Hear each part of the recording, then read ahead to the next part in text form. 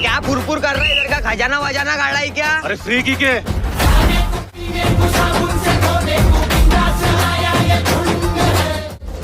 रोज का आना जाना रहेगा भाभी अपनी इधर। ओ भावना भाभी देखो ये क्या बोल रहा। भारत मतलब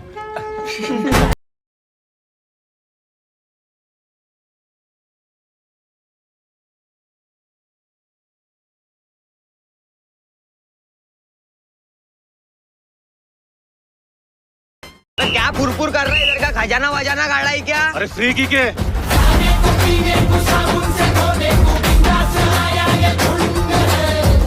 रोज का आना जाना रहेगा भाभी अपनी इधर। ओ भावना भाभी देखो ये क्या बोल रहा। भारत मतलब नमस्कार, मैं Shweta Mishra SM live news 24 में आपका स्वागत करती हूँ। आज हम जिनसे मिलने वाले हैं इनका हमें इंट्रोडक्शन देना या इनके बारे में बताना ज़रूरी नहीं है, क्योंकि आप सभी इनको जानते हैं। हम सबके पसंदीदा विजय बारसे सर से आज हम खास मुलाकात करने वाले हैं। स्लम सॉकर के संस्थापक, साथ ही झूठ मूवी में इनकी स्टोरी के ऊपर में अमिताभ बच्चन जी ने लीड रोल किया है। बहुत सारी बातें रहती है लाइफ में जिसको आज हम जानेंगे और हम आपको भी बताएंगे किस तरीके से लाइफ का स्ट्रगल शुरू होता है और एक इंसान को एक मुकाम हासिल करने के लिए क्या क्या करना होता है। सर, आपका बहुत बहुत स्वागत है हमारे चैनल में। धन्यवाद मैडम, धन्यवाद। सर, हम आपके बारे में कुछ जानना चाहते हैं कि आपकी जर्नी कैसे शुरू हुई? जर्नी वैसे पूछोगे तो सर्वसाधारण इंसान वैसे सादे जीवन से भी इसके जीवन की शुरुआत है।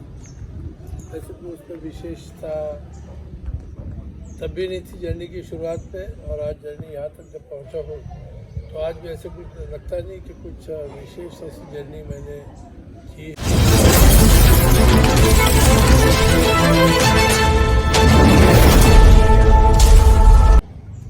नमस्कार, मैं Shweta Mishra SM live news 24 में आपका स्वागत करती हूँ। आज हम जिनसे मिलने वाले हैं इनका हमें इंट्रोडक्शन देना या इनके बारे में बताना ज़रूरी नहीं है, क्योंकि आप सभी इनको जानते हैं। हम सबके पसंदीदा विजय बारसे सर से आज हम खास मुलाकात करने वाले हैं।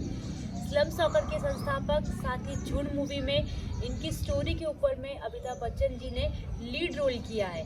बहुत सारी बातें रहती है लाइफ में जिसको आज हम जानेंगे और हम आपको भी बताएंगे किस तरीके से लाइफ का स्ट्रगल शुरू होता है और एक इंसान को एक मुकाम हासिल करने के लिए क्या क्या करना होता है।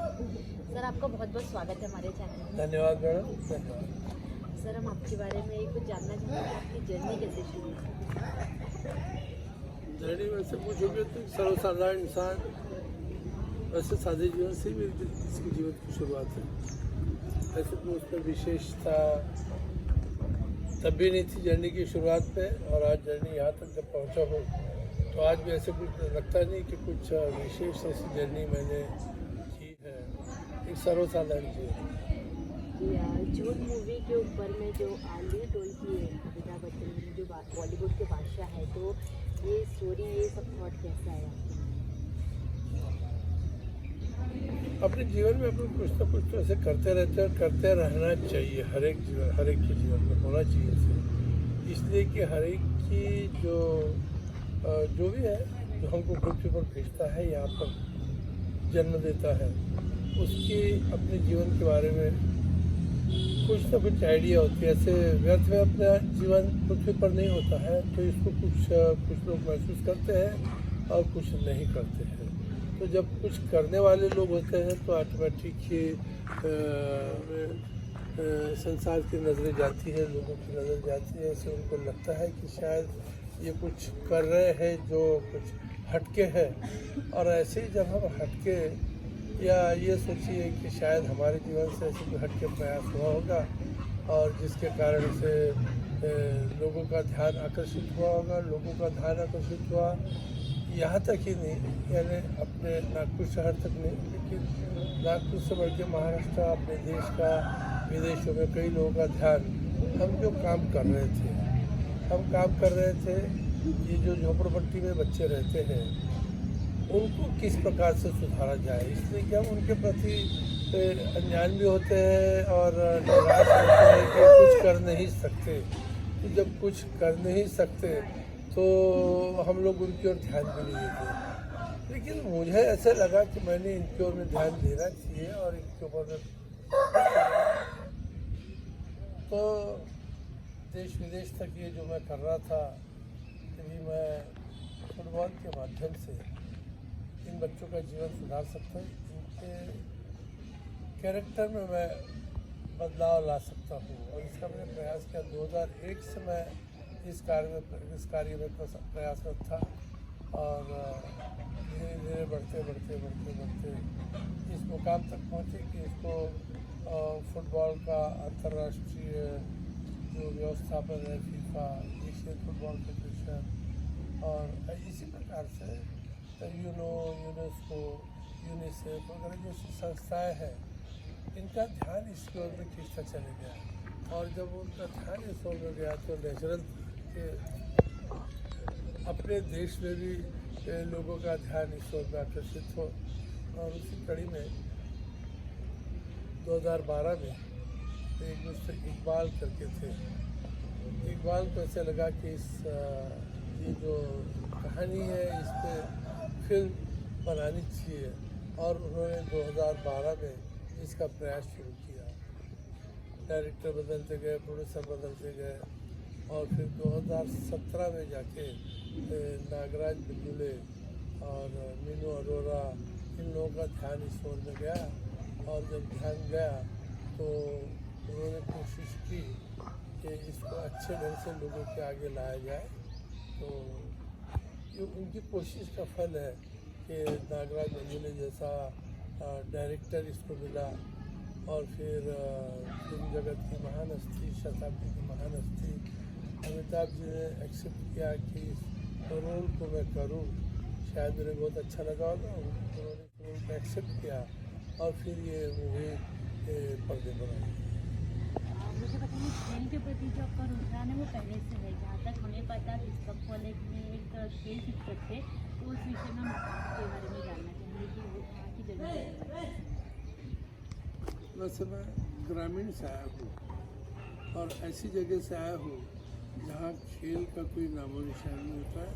और ग्रामीण के खेल यानी अगर हम सवेरे उठ के दौड़ते हैं तो वो खेल है, हम नदी पे तैरने जाते तो वो भी खेल है, अखाड़े में जाते हैं तो वो भी खेल है। तो यही हमारे जीवन की शुरुआत रही, इसलिए कि हम ग्रामीण से आए हैं। और भंडारा के नज़दीक एक शनिचरी का उन दिनों विलेज था, वहाँ बचपना गया है हमारा। और उस समय के मुताबिक सबसे महत्वपूर्ण होता है कि वहाँ पे रहने वाले जो लड़के हैं उन्होंने सुबह उठना है और दौड़ने जाना है। वहाँ से लौट के नदी जो वहाँ वैनगंगा नदी, उस पर तैरने जाना है। और शाम को अब दौड़ना और नदी पे नहीं जाना है तो फिर अखाड़े में जाके कुश्ती की प्रैक्टिस वगैरह करनी है, थोड़ी ताकत के लिए काम करना चाहिए। वहाँ से जब शहर में आए तो शहर के जो खेल होते हैं, hockey, football, badminton, table tennis, basketball, इन खेलों का कोई भी प्राइमरी नॉलेज हमारे पास में नहीं था। पढ़ने के लिए हम कॉलेज में आए थे, तो जब कॉलेज में आए कभी सोचा कि खेलने के लिए हम ग्राउंड पे जाए, तो शहर के लड़कों ने हमको कभी एक्सेप्ट नहीं किया और हम तो उनमें पहले 2 साल तक मिल नहीं पाए। लेकिन जैसे इसका पढ़ाई का एंड हो रहा था तो उसी समय अपने देश में हैंडबॉल खेल आ रहा था, ये विदेशी खेल, और वहाँ से अपने देश में आ रहा था। और शुरुआत में ही हमने हैंडबॉल को पकड़ा। 1969 से हम हैंडबॉल से खेलना शुरू किया और 82 आते तक एशियाड तक हम पहुँच गए थे। लेकिन जैसे खेल की ऊंचाई तक पहुँच रहे थे तो अपने एज का भी बंधन हमको आ रहा था। और फिर उस बंधन के कारण से हमने हैंडबॉल को खेलना छोड़कर हैंडबॉल की रेफरशिप चालू की। और रेफरशिप में हम फिर देश विदेश में गए, वहाँ जाके हैंडबॉल की रेफरशिप की। एशियाड में भी हमने रेफरशिप की थी। और इस प्रकार से खेलों में संबंध आने लगा था। और उसी समय हमको भी यह महसूस होने लगा था शहर में कोई चीज़ खुद ब खुद मिलने वाली नहीं है, इसको प्रयास करके ही अपने को हासिल करना पड़ेगा, आगे बढ़ के हमको इसको लेना पड़ेगा। और फिर जहाँ तक हो थोड़ा बहुत फुटबॉल, हॉकी, इन खेलों में कोशिश की। और तब हम 1970 में इस्लाम कॉलेज में शारीरिक शिक्षक के रूप में कार्यरत हो चुके थे और फिर शारीरिक शिक्षक थे तो हर एक गेम का थोड़ा बहुत नॉलेज प्राप्त करना ही अत्यंत आवश्यक था। और उसी समय हम ये भी महसूस कर रहे थे कि हम ग्रामीण से आए, ग्रामीण में जो जीवन था उसको हमने स्वयं में उसके बीच में से आए तो हम जानते थे कठिनाइयाँ जीने के लिए क्या कठिनाइयाँ होती हैं और उन कठिनाइयों से आज हम तो कॉलेज में प्राध्यापक बने क्योंकि वही कठिनाइयाँ हमारे आजू बाजू जिन्हें ये सुविधाएं प्राप्त नहीं उनको दिख रही थी और हमेशा ऐसा लगता था कि कुछ ना कुछ करना चाहिए, हमें तो मिल गया औरों को भी मिलना चाहिए। और फिर इसी के बीच में से 2001 में ऐसे एक दिन ऐसे महसूस हुआ कि हमने मेरे कॉलेज के बाजू में जो झोपड़पट्टी है वसंतराव नायक झोपड़पट्टी, उनके बच्चों को हमने उनके बच्चों के लिए तय किया कि इनको फुटबॉल देके प्रयास करें कि इनके जीवन में कुछ फर्क हो सकता है क्या। तो हमने फुटबॉल का माध्यम बनाया और इसी नागपुर शहर में झोपड़पट्टी में जो बच्चे रहते हैं उनके बीच में जाकर हमें जाने में कुछ भी ऐसी दिक्कत महसूस नहीं हुई क्योंकि हम तब भी और आज भी अपने आप को वहीं से समझते हैं। तो उन्होंने एक्सेप्ट किया और एक्सेप्ट करके इसको अपनाया, रिजल्ट मिलने लगे, उन बच्चों को भी महसूस होने लगा। विशेषता उसकी ये थी कि केवल बच्चों को तो अच्छा लग रहा था लेकिन बच्चों के साथ साथ में उनके माँ बाप को भी अच्छा लग रहा था क्योंकि अधिकतर ऐसे बच्चों के माँ बाप माँ अगर है तो पास पड़ोस के घरों में बर्तन मांजने घर का काम करने जाती है, बाप अगर है तो या तो बेकार रहेगा, रिक्शा चलाएगा, फिर मजदूरी करेगा।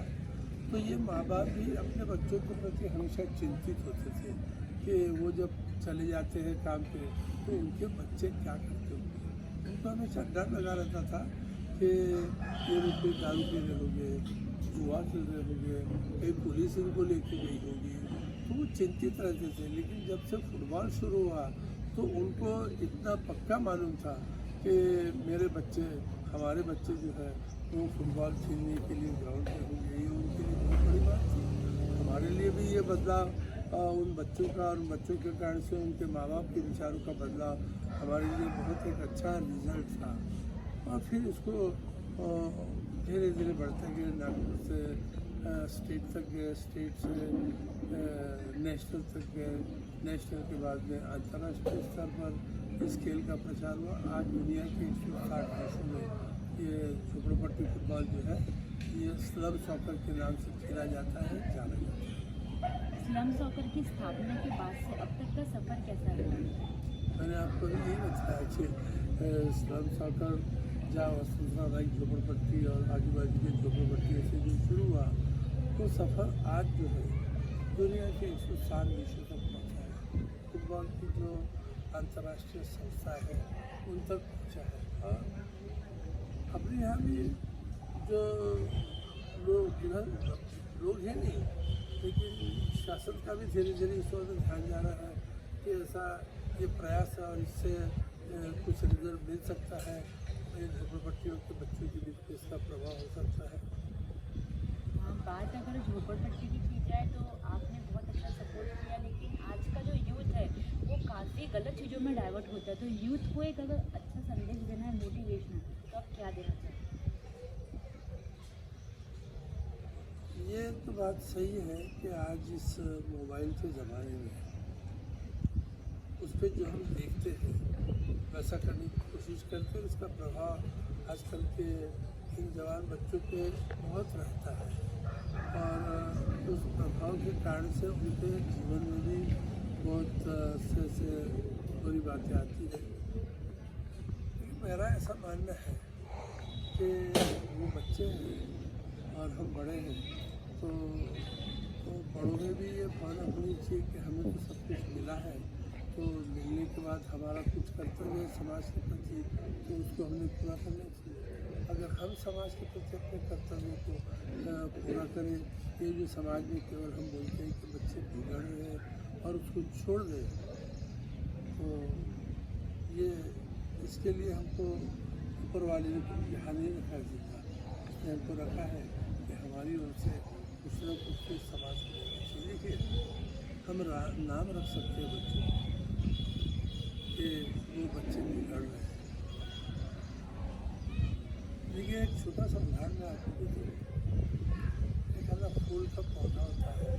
आजकल तो फूलों का बड़ा सीजन है, ये दिवाली से फूलों का सीजन शुरू हो जाता है। हम अपने घर को सजाने के लिए फूल के पौधे ले आते हैं। एक गुलाब का अच्छा सा दिखने वाला पौधा हम लेकर आए और उसको अपने घर में रखा। हम फूल के पौधे को लाने के बाद में उसमें रोज़ पानी देने का काम करते हैं। उससे सीधा बढ़ना चाहिए, इसलिए रोज़ हम उसके ऊपर ध्यान देते हैं। हम उसको छोड़ते नहीं। अगर हमने उस फूल के पौधे को छोड़ दिया तो फूल का पौधा थोड़ा सा मुड़ेगा और ध्यान नहीं दिया तो वो मुड़ते जाएगा, टेढ़ा हो जाएगा। और जब टेढ़ा हो जाएगा और जब हमारा 1 महीने के बाद में 2 महीने के बाद में जब ठान जाएगा और ये पौधा तो टेढ़ा हो गया, तो ये इसमें दोष किसका है? जिसने फूल का पौधा लाया था उसका दोष है या वो पौधे का दोष है?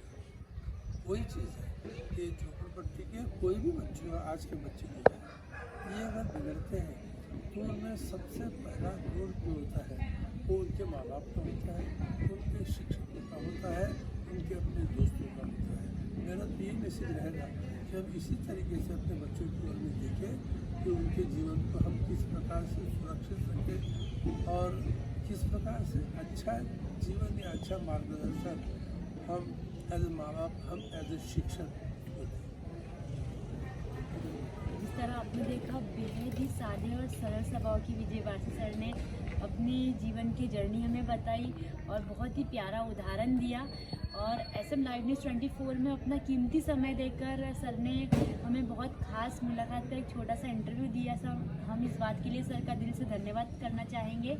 देखते रहिए SM न्यूज़ 24। धन्यवाद।